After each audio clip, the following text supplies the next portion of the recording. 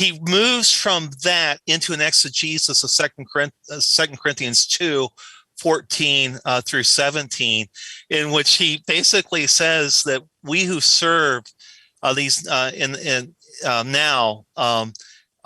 we are those who have been brought into this wonder world of salvation, have been brought into this age of the Spirit, and it's because Jesus Christ is the conqueror. He's the king, and we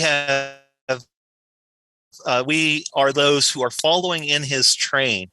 And as we follow in this triumphal procession, our duty is to glorify him and to serve him according to his word.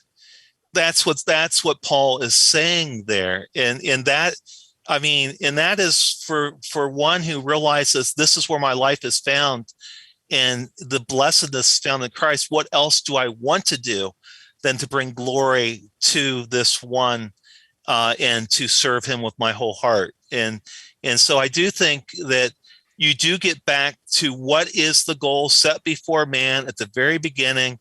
It is to glorify God and commune with him forever, and to seek to serve him as a creature serves the creator. And basically Voss is saying Paul sets us up here in Corinthians. And again, it's almost as if you are being instructed in the totality of the history of redemption in what Paul is doing. And I think that's part of Voss's genius.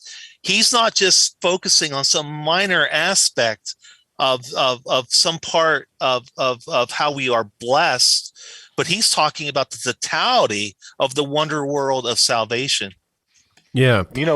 One thing that struck me here in terms of the polemical cast and the positive presentation is that Voss makes this point about Paul. Paul very easily could have exposed all of the wickedness, all of the deception, all of the underhanded ways, all of the deviant theology.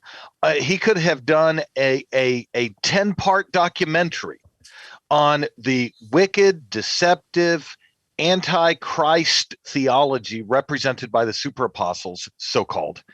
But what he does instead is present the wonder world of salvation, of which Christ is the center and the substance, and that surpassing heavenly glory in the Spirit is the note that he begins and ends with in terms of responding to this disagreement. So it's an example, to go back to what Camden was saying, it's an example of Colossians 3:1-4.